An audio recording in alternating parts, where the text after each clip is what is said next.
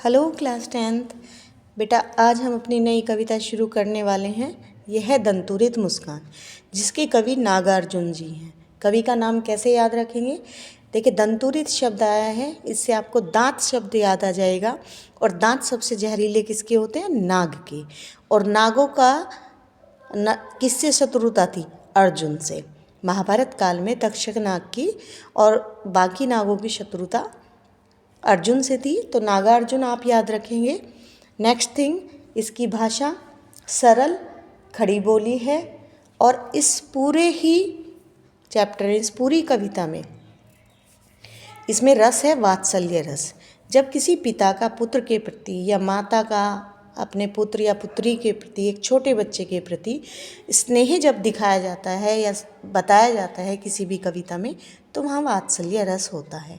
ये जो शुरू की दो पंक्तियाँ हैं, ये लास्ट ईयर बोर्ड में आई थी और इनमें रस पूछा गया था। ठीक है, अभी शुरू करते हैं इसकी व्याख्या। तुम्हारी यह दंतुरित मुस्कान मृतक में भी डाल देगी जान। कवि कहना चाह रहे हैं अपने बच्चे की, वो जो दो दांत दिखती हुई मुस्कुराहट होती है ना 6 से 8 महीने के बच्चे की, तो इतना ही बड़ा बच्चा है उनका और वो पहली बार उससे मिल रहे हैं और उसे देखते ही कह रहे हैं कि तुम्हारी ये जो छोटे छोटे दांत दिखने वाली मुस्कान है ना, इसमें इतनी ऊर्जा है कि मृतक में भी डाल देगी जान। मरे हुए व्यक्ति में भी ऊर्जा का संचार, प्राणों का संचार कर देगी। तो यहाँ पर बात को बहुत अधिक बढ़ा चढ़ाकर कहा गया है, क्योंकि किसी की भी मुस्कान में इतनी शक्ति नहीं है, इतना प्रभाव नहीं है कि मरे हुए व्यक्ति में प्राणों का संचार कर दे। तो इसके पीछे क्या अर्थ छिपा हुआ है?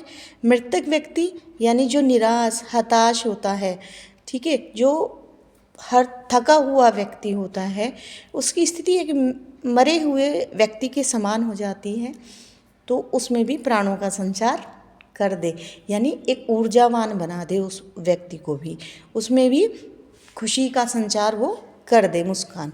तो इसके पीछे ये अर्थ छिपा हुआ है। आगे देखिए, धूली धूसर तुम्हारे ये गात। धूल में सना हुआ जो तुम्हारा शरीर है ना, छोड़कर, धूल में कैसे सना? क्योंकि इतना बड़ा बच्चा घुटनों के बल चलने लगता है तो उसका शरीर धूल में सना रहता है। छोड़कर तालाब मेरी झोंपड़ी में खिल रहे जलजात। जलजात का अर्थ है कमल का फूल।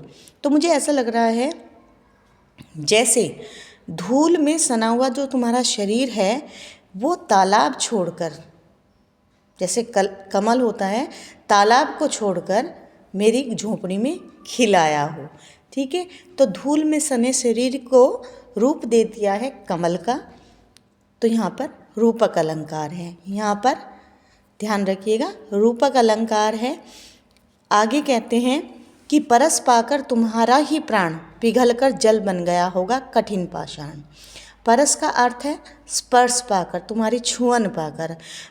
तुम्हारा ही प्राण, तुम्हारे स्पर्श इतने प्राणवान है कि एक कठिन पाषाण, एक कठोर पत्थर में भी प्राणों का संचार कर देते हैं, अर्थात उसको पिघलाकर जल बना देते हैं। ठीक है, यहाँ पर उत्प्रेक्षा अलंकार है। मनु मानो जनु जानो जैसे शब्द नहीं है, बट फिर भी इसका जो अर्थ निकल कर आता है वो ये है कि तुम्हारा स्पर्श पाकर, तुम्हारे प्राणवान स्पर्श पाकर ऐसा लगता है मानो कठोर पत्थर भी पिघलकर जल बन गया हो। ठीक है, इसके पीछे जो अर्थ है वो ये है कि जो कठोर हृदय व्यक्ति होता है, जो गुस्से वाला व्यक्ति होता है, जो बहुत कम मुस्कुराता है, ठीक है, वो कठोर हृदय व्यक्ति, उसका हृदय भी द्रवित हो जाता है, पिघल जाता है। कैसे? जब तुम उसको स्पर्श करते हो। ठीक है, तो यहाँ पर उत्प्रेक्षा अलंकार है, याद रखिएगा। शुरू की दो पंक्तियों में अतिशयोक्ति अलंकार, उससे आगे रूपक, उससे आगे उत्प्रेक्षा अलंकार। ओके, अब आगे बढ़ते हैं। आगे देखिए बेटा, कवि ने बिंबों का प्रयोग किया है यहाँ पर। बिंब क्या होते हैं? जो भावना रहित चीज़ें होती हैं, जिनमें भावनाएं नहीं होती है, कठिन पाषाण, और आपका आगे आपको दिख रहा है बांस था कि बबूल। तो ये चीज़ें ऐसी हैं जिनमें भावनाएं नहीं होती, इनको अपनी भावनाओं से जोड़ना वो बिंबों का प्रयोग कहलाता है। छू गया तुमसे कि झरने लग पड़े शेफालिका के फूल, बांस था कि बबूल। बांस या बबूल कांटेदार और शुष्क पौधे होते हैं, ठीक है, तो उनसे भी शेफालिका के फूल झड़ने लगे जिसको तुमने छू लिया, ठीक है। इसका अर्थ क्या है, ये कह रहे हैं कि जिस भी व्यक्ति को तुम छू लो, चाहे वो कितना भी रूड हो, कितना भी शुष्क हो, कितना भी गुस्से वाला हो, कांटेदार का अर्थ है गुस्से वाला, क्रोधित व्यक्ति, तो उसके मुंह से भी ऐसे अच्छे शब्द निकलने लगते हैं, ऐसे शब्द झड़ने लगते हैं जैसे शेफालिका के फूल झड़ते हैं। शेफालिका का एक 6 से 12 फुट का एक पौधा होता है जिस पे सफ़ेद रंग के फूल आते हैं, हल्की हल्की हवा चलती रहती है, उससे लगातार फूल झड़ते रहते हैं। मैंने अपनी वीडियो के थंबनेल पर भी उन फूलों का फ़ोटो लगाया हुआ है, आप देख लेना, ठीक है। तुम मुझे पाए नहीं पहचान, अब इतने दिनों बाद वो अपने बच्चे से मिल रहे हैं, इतने दिनों बाद क्या, पहली बार मिल रहे हैं, और वो बच्चा लगातार उन्हें देख रहा है। देखते रहोगे अनिमेष, अनिमेष का अर्थ है यहाँ पर बिना पलक झपकाए।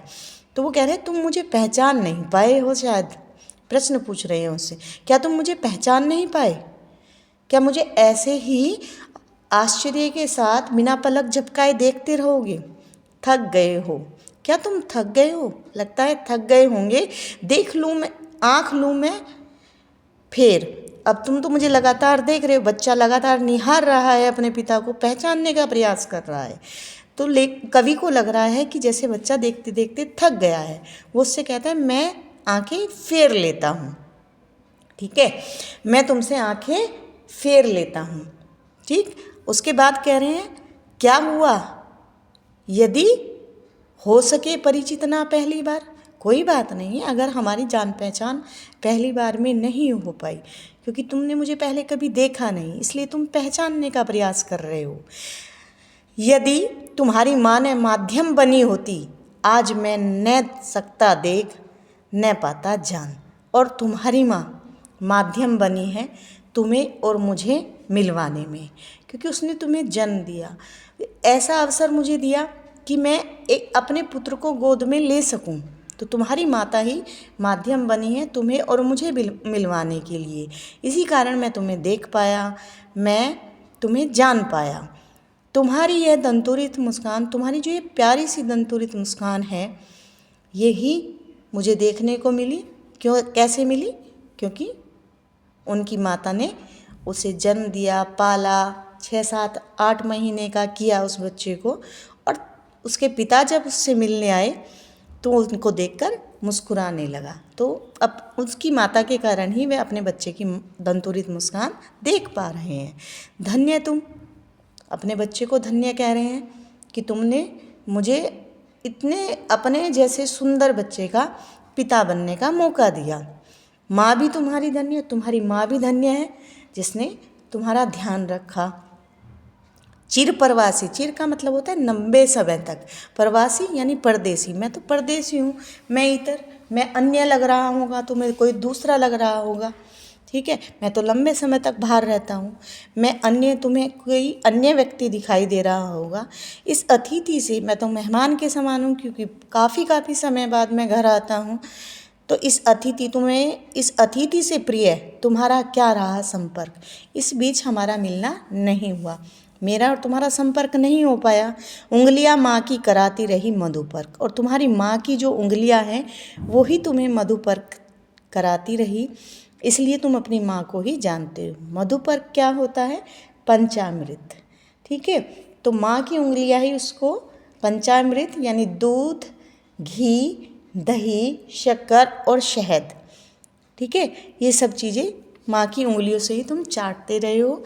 देखते हो तुम इधर कनखी मार, ठीक है, कनखी मार का अर्थ है तिरछी नज़रों से, तो कह रहे हैं और होती जब भी आँखें चार, तुम मुझे तिरछी कनखियों से, यानी जो आँखें हैं वो कानों की तरफ को ले जाकर तिरछी नज़रों से बच्चा देख रहा है, और जब भी होती आँखें चार कवि की और बच्चे की जब भी आंखें मिलती है और बच्चा मुस्कुराने लगता है, तब तुम्हारी दंतुरित मुस्कान मुझे लगती बड़ी ही छविमान बहुत सुंदर लगती है जब तुम मुझे देखकर मुस्कुराते हो, जब हमारी आंखें मिलती है। तो देखिए इसमें मुहावरे का भी मुहावरों का भी प्रयोग हुआ है, आँखें चार करना, कनखी मारना।